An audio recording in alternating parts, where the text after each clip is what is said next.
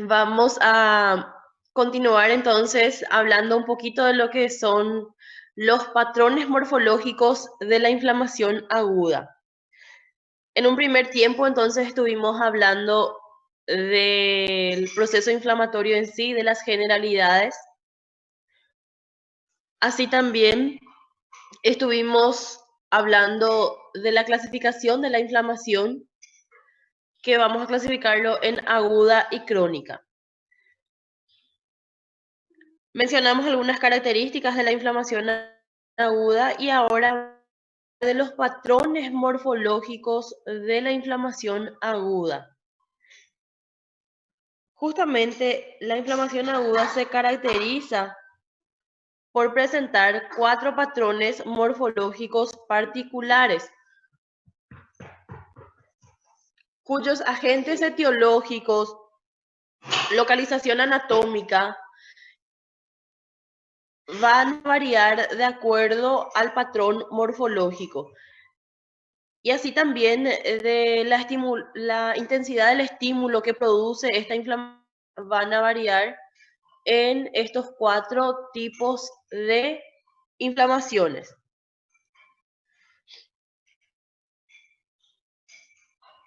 El hecho de que sepamos estos 4 tipos de patrones morfológicos de inflamación aguda nos va a permitir ayudar, o sea, nos va a ayudar a hacer un diagnóstico diferencial adecuado para poder establecer una terapéutica y de esa manera dar un pronóstico a la enfermedad.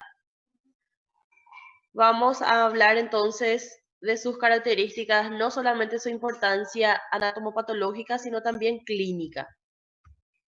¿Se acuerdan cuáles son esos 4 patrones morfológicos? Serosa, fibrosa, supurativa e acho que é prof. Úlceras.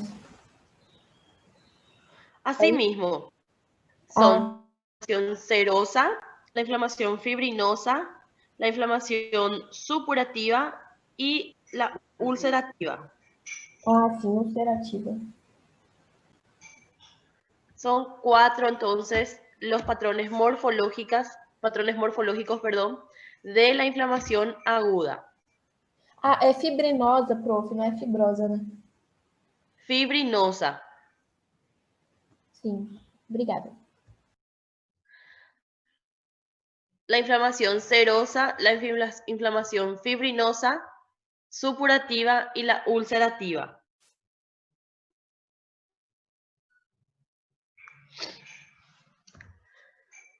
Como ya les dije, el agente etiológico, el agente causal, la localización anatómica y la intensidad del estímulo es lo que va a diferenciar estos 4 patrones morfológicos de inflamación.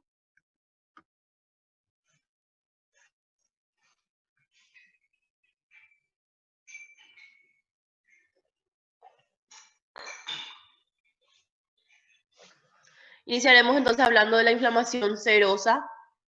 Como ya dice su nombre, esta inflamación se caracteriza por la acumulación de líquido de origen inflamatorio parecido al suero, un líquido claro que llamamos de trasudado. Es un el plasma podría ser por la secreción de células mesoteliales, como por ejemplo la secreción de las células de la pleura o del pericardio o incluso del peritoneo. Cuando se acumula este líquido en los espacios serosos de nuestro organismo, como en la cavidad pleural o en la cavidad pericárdica, llamamos eso de derrame. Vamos a llamarle entonces de derrame pleural si está entre la pleura parietal y visceral, o derrame pericárdico si es que se acumula líquido en la cavidad pericárdica. Si se acumula en la cavidad abdominal, es un derrame peritoneal, vamos a llamar eso de ascitis. Serosa también puede darse en la cavidad bucal y en la piel.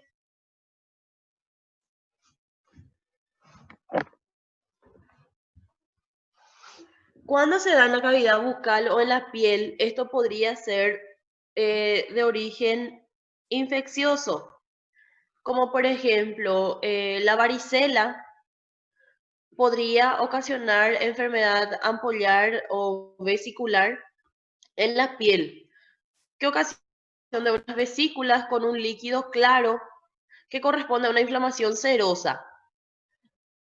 En la cavidad bucal, por ejemplo, herpes virus también puede ocasionar eso, la formación de unas ampollas con un líquido claro. Enfermedades ampollares en la piel también como el pénfigo. Y las quemaduras también podrían formar ampollas. En esta imagen vemos entonces una ampolla con un líquido claro.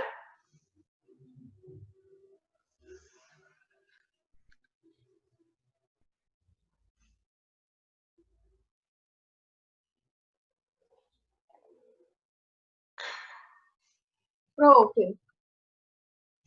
ela é, Escucho. ela é caracterizada por uma extravasão ou uma acumulação do líquido? Puede ser una extravasación o una acumulación.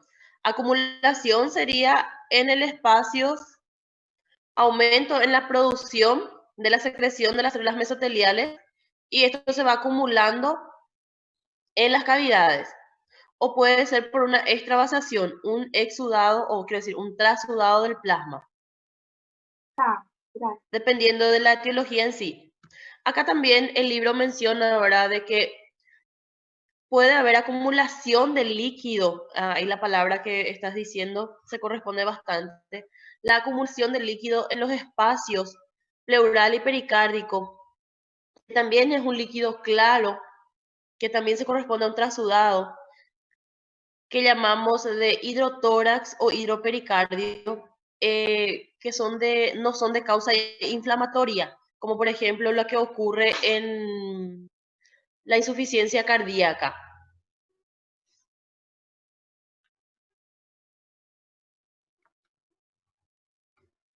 Aquí vemos dos ampollas grandes, se nota, ¿verdad?, de que el líquido es claro. A la microscopía en la piel podemos distinguir que las ampollas separan la epidermis de la dermis y el líquido es un líquido claro con pocas células inflamatorias. Aquí vemos pocas células inflamatorias.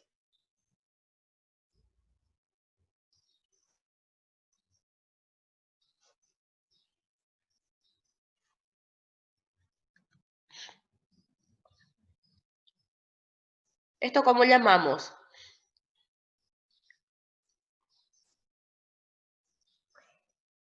Acá vemos corazón, pulmón, diafragma. Mediastino, ¿no? ¿Cómo? Mediastino. Ah, espera ahí. Pero, ¿cómo se llamaría esto? Esto es un líquido acá. ¿A cuál de las dijimos los nombres de que cuando hay acumulación? Derrame pleural.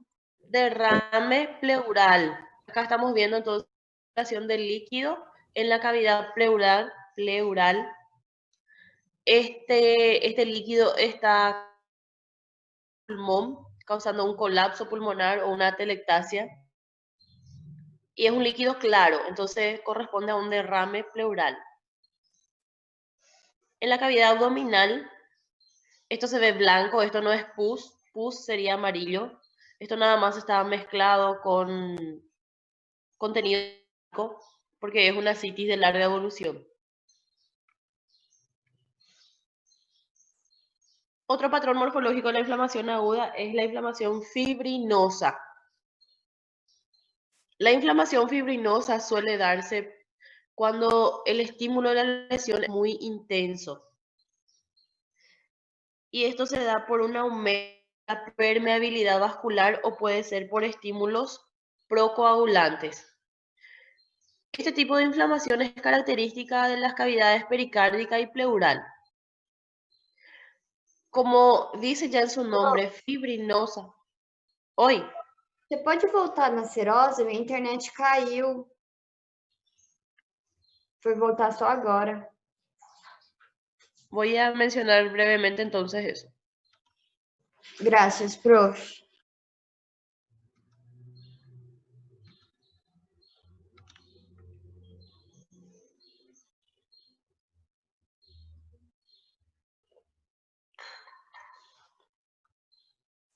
Primer patrón que estuvimos hablando entonces fue la inflamación serosa. Serosa porque hay una acumulación de líquido tipo claro. Es un líquido de origen inflamatorio que puede ser por un trasudado del plasma o puede ser por una secreción aumentada de las células mesoteliales como las pleurales o la pericárdica. Y cuando se acumula el líquido en esas cavidades, nosotros llamamos eso de derrame pleural o derrame pericárdico. Cuando el derrame ocurre en la cavidad peritoneal, eso vamos a llamar de ascitis. Otra etiología posible de la inflamación serosa son las enfermedades ampollares que puede darse en boca o en piel, que puede ser de origen viral, como por ejemplo en boca podría ser ocasionado por herpes virus tipo 1 y en piel por el virus de la varicela, que van a formar unas vesículas con un líquido claro. Así también el pénfigo, que no es de origen infeccioso, es más bien de origen genético, puede también ocasionar la formación de ampollas en la piel. Las quemaduras también pueden llegar a formar ampollas, quemadura de segundo grado. Aquí vemos una ampolla.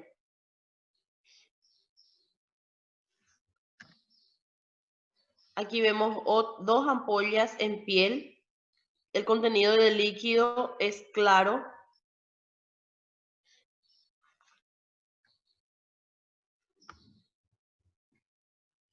A la microscopía, cuando la ampolla o la inflamación serosa se produce en piel, podemos visualizar a la microscopía que hay un desprendimiento de la epidermis de la dermis y el líquido se acumula entre ellos, inmediatamente por debajo de la epidermis.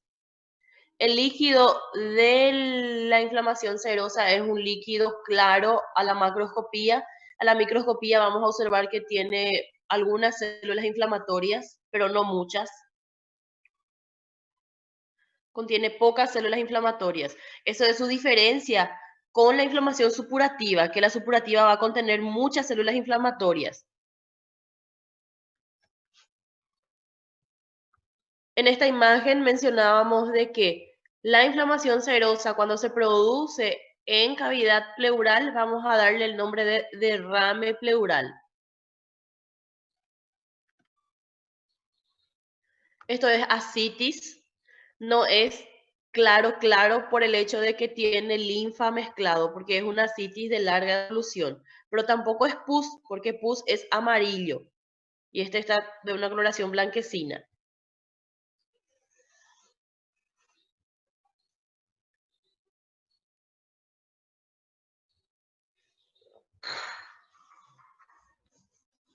La inflamación fibrinosa es una inflamación que se produce cuando la lesión es intensa.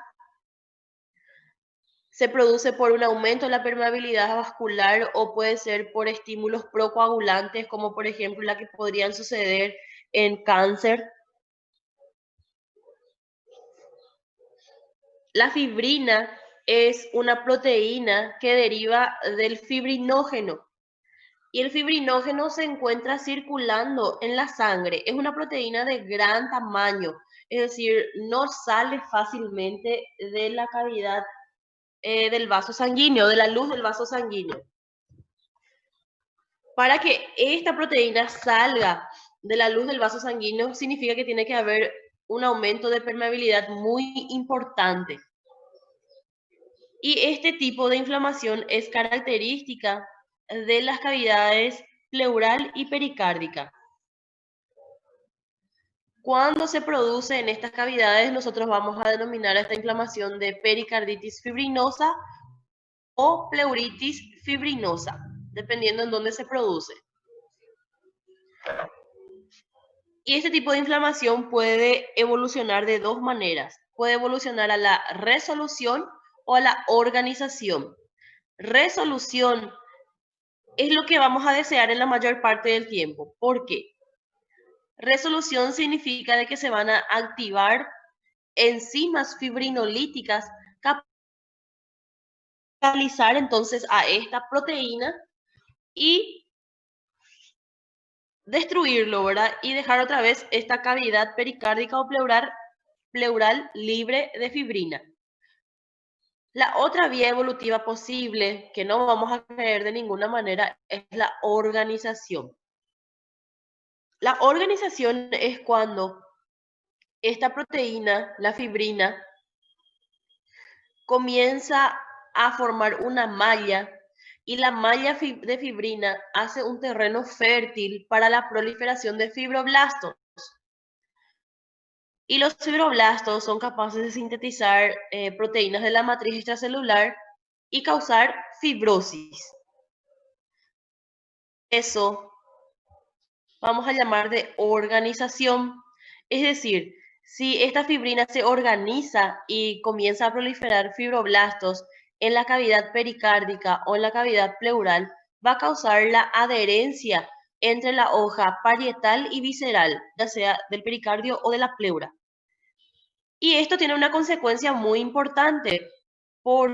Recuerden de que por más que sea un pequeño espacio que haya entre el pericardio visceral y el pericardio parietal, ese espacio es muy importante, es de una importancia enorme en la fisiología del funcionamiento normal cardíaco. Esto posibilita el buen llenado cardíaco, que el corazón durante la diástole pueda aumentar de tamaño. E imagínense ahora de que ya no exista ese espacio, eso va a imposibilitar el buen llenado cardíaco, es como si fuera que restringe el llenado cardíaco. O en el caso de la pleura, si se adhiere la pleura parietal o visceral, estas pleuras quedan adosadas y va a imposibilitar la expansión pulmonar. Entonces, no queremos que ocurra organización. Y cuando ocurre organización, esto ya se va a hacer muy grave.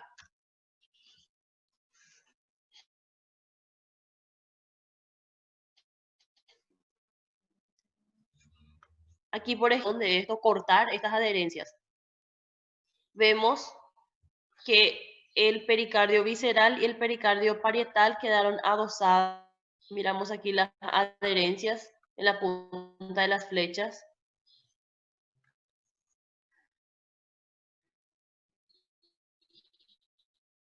En la pleura parietal con la pleura visceral quedaron.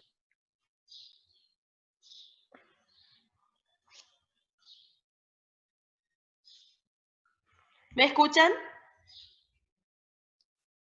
Sí. Muy bien. A la microscopía, la fibrina es eosinófila. Es de una coloración rosada. Es un rosado amorfo que se va proyectando entonces sobre el mesotelio. En los procesos inflamatorios para la cicatrización también es importante la fibrina, porque como ya dije, esta imagen no es en la cavidad ni nada, es solamente para poder visualizar cómo la fibrina comienza a formar su malla.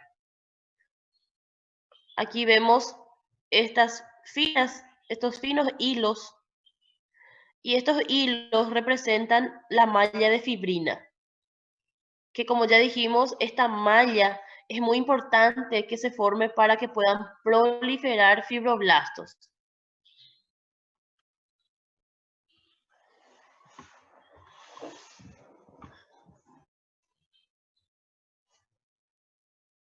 Otro patrón morfológico de la inflamación aguda es la inflamación supurativa.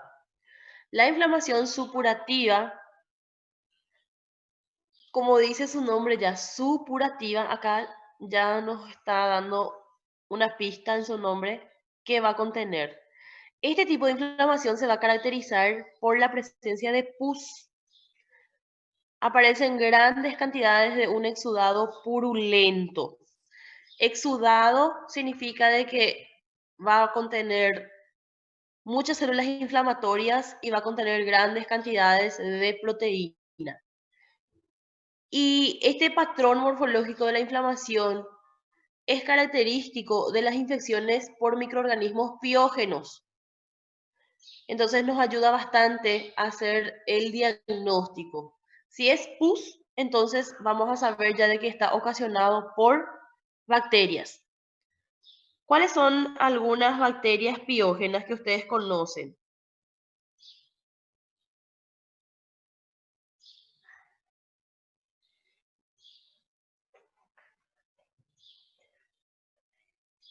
Staphylococcus, Streptopiógenes? Streptococos, muy bien. Staphylococcus aureus son los más difundidos, ¿verdad? Streptococcus.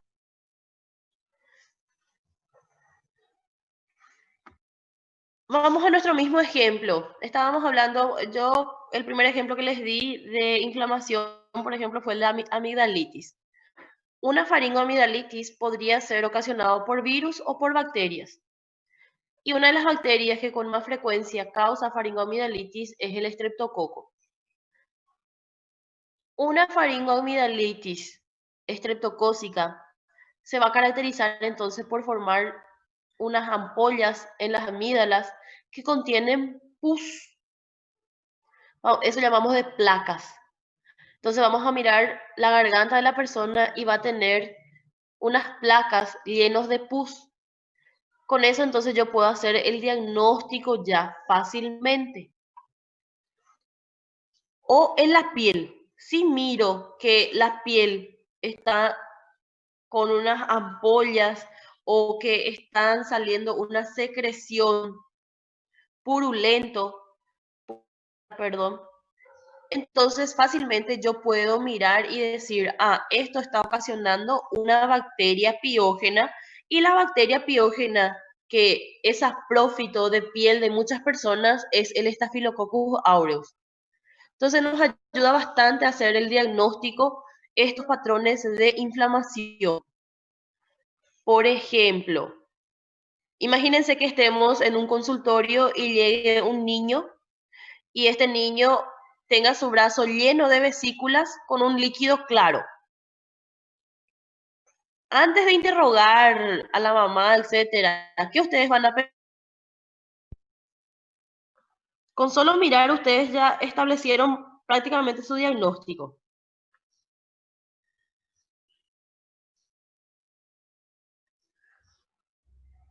Como que Niño, estava ele, prof? niño que miramos en su brazo y está lleno de vesículas o de ampollas que tienen un líquido claro. Inflamação serosa. Serosa. Es una inflamación serosa. Entonces, ¿qué yo sospecho? ¿Qué podría ser? Queimadura? Queimadura. Podría ser una quemadura, puede ser que le haya salpicado agua caliente, Varicela pode ser, prof? podría ser una infección viral, podría ser una varicela. Entonces, mi tratamiento va a ser bastante diferente de que ese mismo niño venga y que su brazo esté lleno de unas ampollas y esas ampollas tengan pus. Porque si tiene pus, ¿qué yo sospecho? Una inflamación supurativa. Y si es una inflamación supurativa, dijimos de que, en este caso, ¿quién es el agente causal? bactéria. Bacteria piógena, estáfilo, ¿verdad? Y ustedes van a llegar a dar la materia específica que se llama farmacología, qué fármaco va a actuar contra este microorganismo. Es decir, si yo sé que entró ese niño y tenía vesículas con un líquido claro, rápidamente yo establezco algunos diagnósticos diferenciales. Yo ya sé que a ese niño probablemente no le voy a dar antibióticos. Sin embargo, si ese mismo niño entra y miro y con solo mirar ya veo pus, yo ya sé que tengo que administrarle antibiótico. O sea, es lo que decíamos en la introducción. Estos patrones morfológicos de inflamación nos ayudan bastante a establecer diagnósticos diferenciales para poder dar un correcto tratamiento o una terapéutica adecuada y poder dar un pronóstico. Porque si yo sé que es una infección bacteriana, que el niño tenía en la piel pus, es una piodermitis, entonces le voy a dar a administrar antibiótico por X días y le voy a decir a la mamá, esto se va a sanar en tantos días. Voy a poder dar un pronóstico con solo mirar las características de esa inflamación. Y así también existen algunas complicaciones de esta inflamación supurativa. La inflamación supurativa, por ejemplo, podría ocasionar la acumulación localizada y focal de pus y eso llamamos de absceso. Entonces, absceso no es nada más que la acumulación localizada y focal de tejido inflamatorio purulento. Algunos ejemplos de inflamaciones supurativas son la apendicitis aguda, la peritonitis aguda generalizada, la salpingoforitis supurativa, salpingo es trompa o foritis ovario, un absceso periodontal que también puede ser causado por bacterias. En esta imagen Prof, o que seria vemos el abscesso periodontal? ¿Cómo? O que seria o abscesso Sería alrededor del diente, ¿verdad? La encía que rodea el diente. Si no se hace un buen cepillado de diente, ustedes saben que se puede acumular allí las placas y las placas se forman por bacterias porque nuestra boca está repleta de bacterias. Entonces, si no se hace una buena higiene, esto puede proliferar muchas bacterias, causar una inflamación allí y acumulación local de pus, que sería un absceso alrededor del diente periodontal.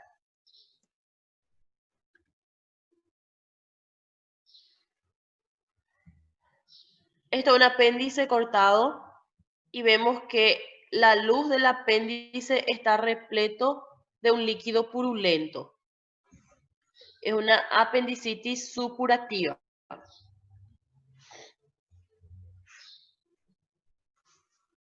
Abrimos la cavidad abdominal y el cirujano va a tener mucho trabajo, ¿verdad? Porque es una peritonitis purulenta. Vemos pus y pus es de coloración amarillenta, como ustedes están viendo aquí.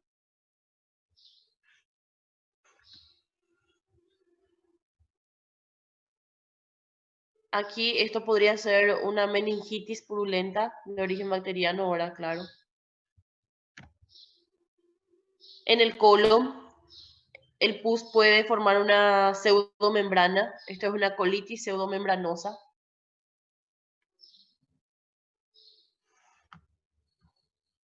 Una pericarditis purulenta.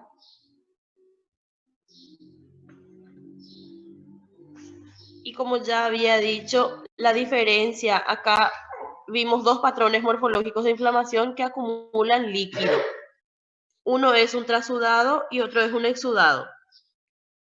La inflamación serosa acumula un líquido claro que contiene pocas células inflamatorias, mientras que la inflamación supurativa se diferencia precisamente por eso, porque acumula líquido con muchas células inflamatorias. Esto es presentar, ¿verdad?, de que vamos a observar muchas células inflamatorias, neutrófilos.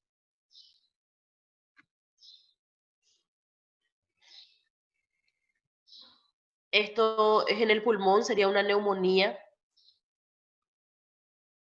Podría ser causado por el neumococo. Vemos muchas células inflamatorias. el alveolo, la luz alveolar, está repleto de líquido. Y células inflamatorias.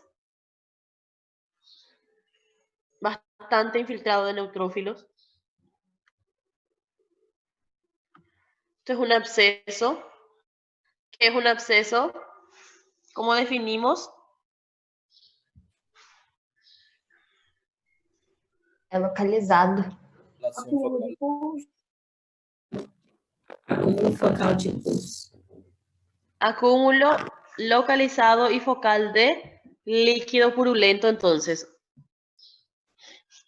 Aquí vemos entonces un absceso cardíaco. Absceso pulmonar. Varios abscesos en el pulmón.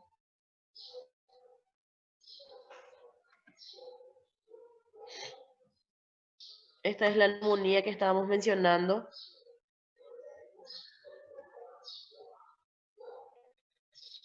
Y el absceso a la microscopía se ve así.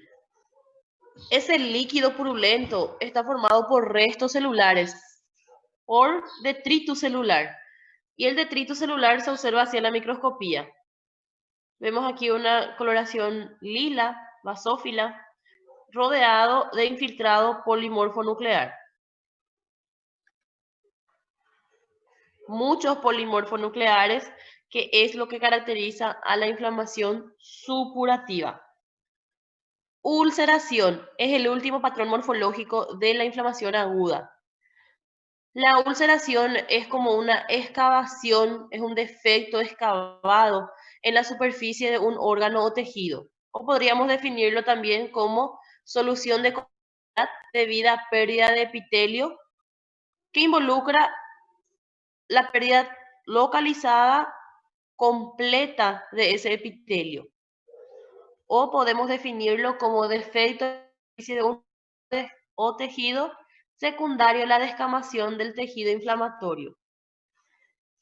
Las ulceraciones pueden darse por necrosis inflamatorias de la mucosa de la cavidad bucal, de la mucosa del tracto digestivo, por una necrosis inflamatoria de la mucosa del aparato respiratorio, del aparato urinario, o podría darse también en las inflamaciones subcutáneas en los miembros inferiores que tienen alteraciones de la circulación, como por ejemplo en un paciente diabético.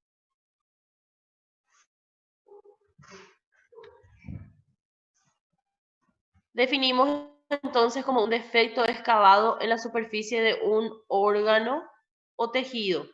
Aquí vemos estómago, esófago, y en el estómago aquí estamos viendo una úlcera.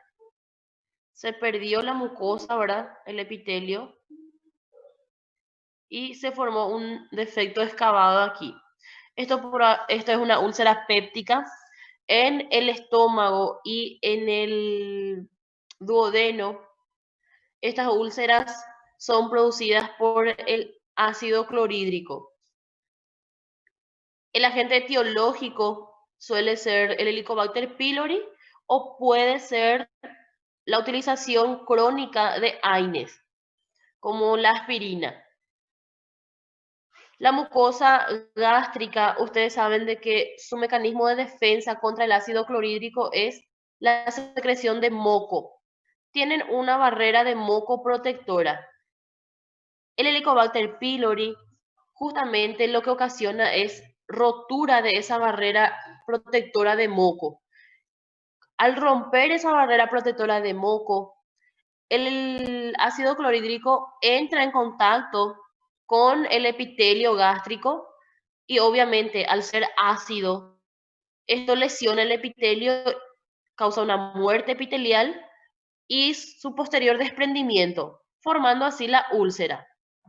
En el caso de los AINES disminuyen la circulación y el estómago o la mucosa del estómago necesita de una buen aporte de nutrientes para poder justamente secretar y producir mucopolisacáridos para formar ese mucus protector.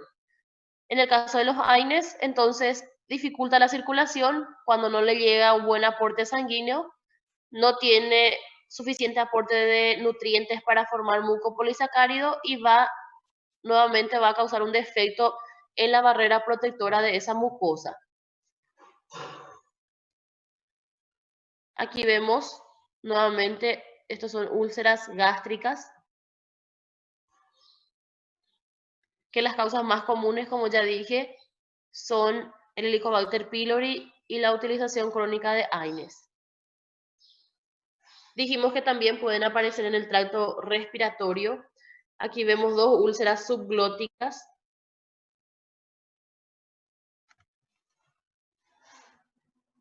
O podría ser por infecciones subdérmicas o intradérmicas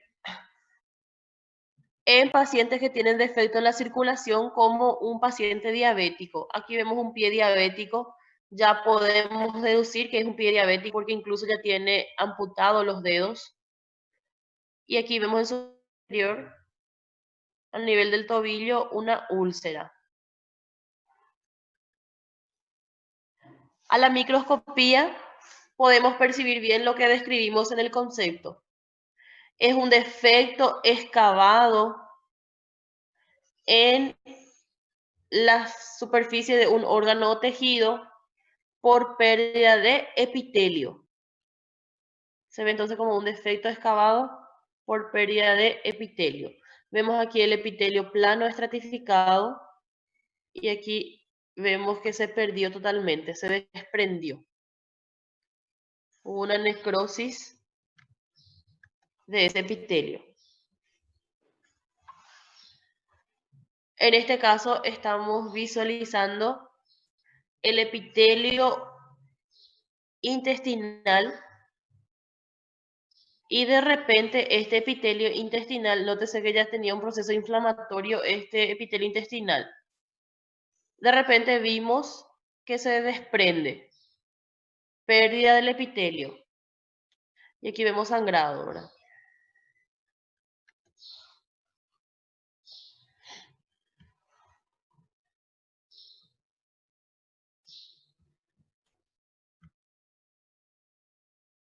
Bueno, con ese PowerPoint terminamos entonces lo que son